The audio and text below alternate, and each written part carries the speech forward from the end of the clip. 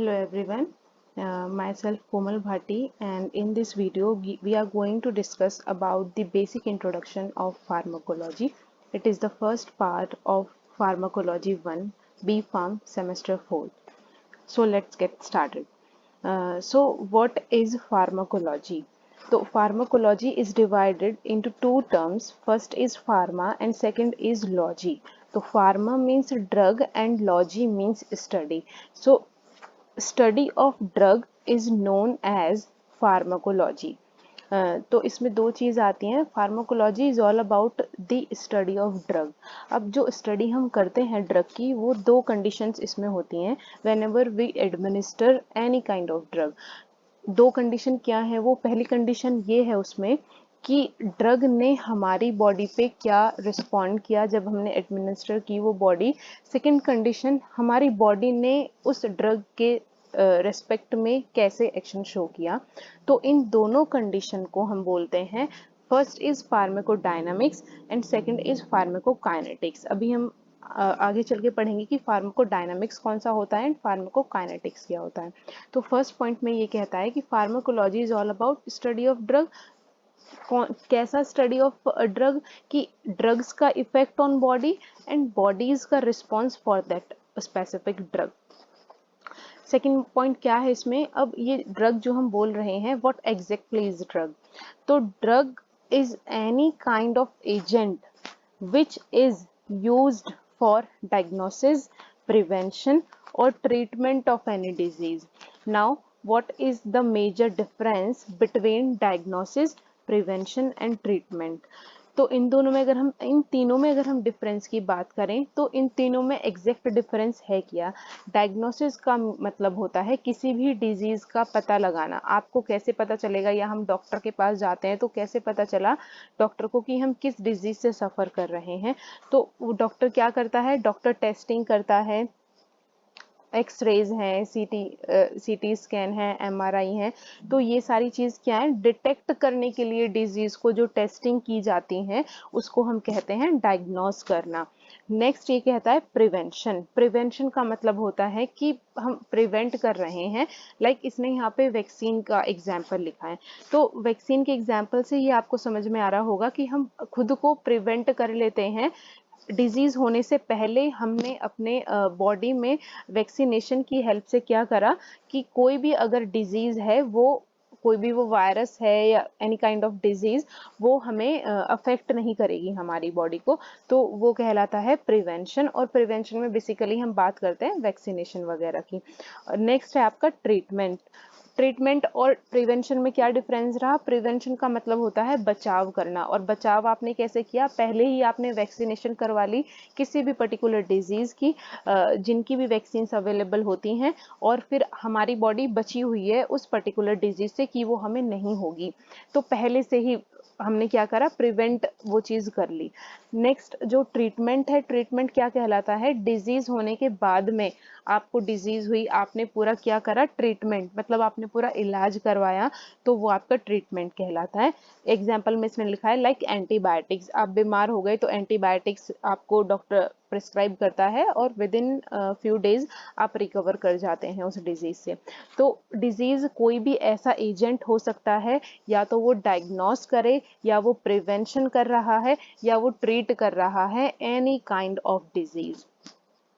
तो फार्माकोलॉजी में यहाँ ड्रग को समझाने का मतलब ये था कि जब मैंने आपको भी ये बताया कि व्हाट एग्जैक्टली इज फार्माकोलॉजी, तो हमने ये बोला कि फार्माकोलॉजी में हम ड्रग्स की स्टडी करते हैं। अब इसीलिए आपको ड्रग समझना बहुत जरूरी था कि ड्रग एग्जैक्टली होता क्या है। तो ड्रग की स्टडी करना is known as pharmacology.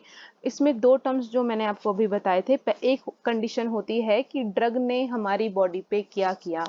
Next second condition होती है हमारी बॉडी ने, जब हमने कोई भी ड्रग एडमिनिस्टर की, तो उस ड्रग के रेस्पेक्ट में हमारी बॉडी ने क्या एक्शन किया, उसको हम कहते हैं फार्माकोकाइनेटिक्स। तो फार्माकोडायनामिक्स की अगर हम बात करें तो ड्रग का इफेक्ट देखना, इसमें बच्चे कंफ्यूज हो जाते हैं। इसीलिए कंफ्यूजन के लिए आपको बस एक चीज याद रखनी है, फार्मा फार्माकोडायनेमिक। तो डायनामिक में डी पहले है और डी से आपको ड्रग याद रखना है। Drug drug that means what the drug does to the body is known as pharmacodynamics, और इसका अपोजिट हो जाएगा आपका फार्माकोकाइनेटिक्स। तो फार्माकोकाइनेटिक्स में हम पढ़ेंगे बॉडी का response towards that drug is known as pharmacokinetics. I hope इतना आपको क्लियर हो गया है। तो जैसा मैंने आपको अभी बताया था कि फार्माकोलॉजी दो टर्म से मिलके बना है, पहला है pharmacon and second term is logos. तो फार्मा का मतलब ही ड्रग होता है, ड्रग या हम किसी मेडिसिन की अगर बात करें, and logos means to study. तो किसकी स्टडी करना, उस ड्रग की या मेडिसिन की स्टडी करना ही फार्माकोलॉजी कहलाता है। So to study about the drugs is known as pharmacology. तो ये था बेसिक इंट्रोडक्शन अबाउट फार्माकोलॉजी। अगर हम इसके हिस्टोरिकल लैंडमार्क्स की बात करें तो कौन कौन से ऐसे कौन से साइंटिस्ट थे जिन्होंने फार्माकोलॉजी की डिस्कवरी की, किसने पता लगाया कि ड्रग क्या होता है, ड्रग हमारी बॉडी पे कैसे एक्शन शो करता है, डिफरेंट टाइप्स ऑफ ड्रग कैसे हमारी बॉडी में अलग अलग तरीके से एक्शन शो कर देते हैं, तो ये सारी चीज़ें कैसे पता चली। तो इनमें लैंडमार्क्स में हम पढ़ेंगे कौन कौन से वो ऐसे साइंटिस्ट थे या फार्माकोलॉजिस्ट थे जिन्होंने इन चीज़ों की डिस्कवरी की थी। सबसे पहले हम बात करते हैं ऑसवर्ल्ड की। तो ऑसवर्ल्ड ने काम किया था 1838 से 1921 और he was the founder of modern pharmacology. इन्होंने क्या करा था, क्लोरोफॉर्म का एस्टिमेशन इन द ब्लड ये डिटरमाइन इन्होंने किया था। नेक्स्ट फार्माकोलॉजिस्ट की अगर हम बात करें तो वो हैं जॉन जैकब, जिन्होंने वर्क किया था फ्रॉम 1857 टू 1938। और इन्होंने क्या किया था, इन्होंने हिस्टामिन का आइसोलेशन किया था फ्रॉम द पिट्यूटरी। नेक्स्ट इन्होंने क्या किया था, इन्होंने प्रिपरेशन की थी प्योर क्रिस्टलिन इंसुलिन की। सेम वैसे ही एल्फर्ड जोसेफ ने काम किया था 1887 से 1941 तक। और इन्होंने क्या डिटरमाइन किया था, इन्होंने डिटरमाइन किया था मोड ऑफ एक्शन क्या होता है, जनरल मोड ऑफ एक्शन क्या होता है किसी भी रिसेप्टर्स का। रिसेप्टर आपको आगे चल के पता चलेंगे नेक्स्ट वीडियोस में कि रिसेप्टर्स क्या होते हैं और कितने तरीके के होते हैं और ये कैसे हमारी बॉडी में वर्क करते हैं। तो ओवरऑल अगर हम समझे तो मोड ऑफ एक्शन रिसेप्टर्स का कैसे होता है ये डिटरमाइन किया था, इनकी डिस्कवरी जो की थी वो की थी एल्फर्ड जोसेफ ने। नेक्स्ट है हेनरी डेल, ये इन्होंने काम किया था 1875 से 1968 और इन्होंने न्यूरोट्रांसमीटर, कौन सा न्यूरोट्रांसमीटर, एसिटाइल कोलिन का आइसोलेशन किया था हेनरी डेल ने, जो कि 1914 में किया था। एसिटाइल कोलिन वर्क करता है एज अ न्यूरोट्रांसमीटर, और न्यूरोट्रांसमीटर आपने एचईपी में पढ़ा होगा क्या होते हैं। तो neurotransmitter these are the type of chemicals which are used to transfer the neurons for receiving any type of communication or sensation to the different parts of the body. Next इन्होंने क्या करा था हेनरी डेल ने, next identify इन्होंने किया था histamine का animal tissues में।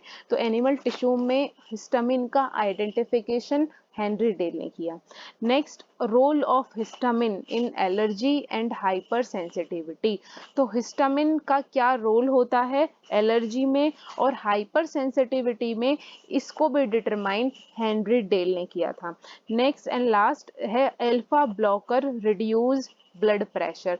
तो अल्फा ब्लॉकर्स दिए जाते हैं जब भी कोई पर्सन हाई ब्लड प्रेशर या फिर हाइपरटेंसिव से सफर कर रहा है, हाइपरटेंसिव है वो पर्सन, तो उस केस में अल्फा ब्लॉकर्स दिए जाते हैं या वेरियस टाइप्स ऑफ ड्रग्स और दी जाती हैं that comes under the anti hypertensive drugs classification. But basically इन्होंने कौन सा डिस्कवर किया था, इन्होंने अल्फा ब्लॉकर कैसे रिड्यूस करते हैं ब्लड प्रेशर को वो डिटरमाइन, उसका mode of action alpha blockers का ये डिटर्मिनेशन हेनरी डेल ने किया था। नेक्स्ट है पॉल एनरिच, इन्होंने फादर ऑफ कीमोथेरेपी इनको बोला जाता है, ट्यूमर वगैरह पे भी इन्होंने वर्क किया था। ये बहुत ही कॉमन है। एलेक्जेंडर फ्लेमिंग ने पेनिसिलिन की डिस्कवरी की थी। नेक्स्ट है जेम्स ब्लैक ने क्या करा था, डिस्कवरी ऑफ बीटा ब्लॉकर, जैसे कि हेनरी डेल ने अल्फा ब्लॉकर की डिस्कवरी की थी कि वो कैसे रिड्यूस करते हैं ब्लड प्रेशर को, सेम वैसे ही जेम्स ब्लैक ने क्या किया था, डिस्कवरी ऑफ बीटा ब्लॉकर इन्होंने करी थी। लास्ट है हमारे रामनाथ चोपड़ा, जो कि Indian means father of Indian pharmacology इनको कहा जाता है।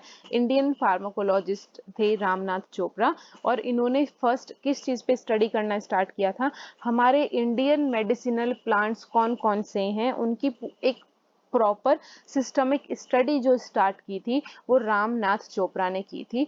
तो इनको इंडियन फादर ऑफ फार्माकोलॉजी बोला जाता है।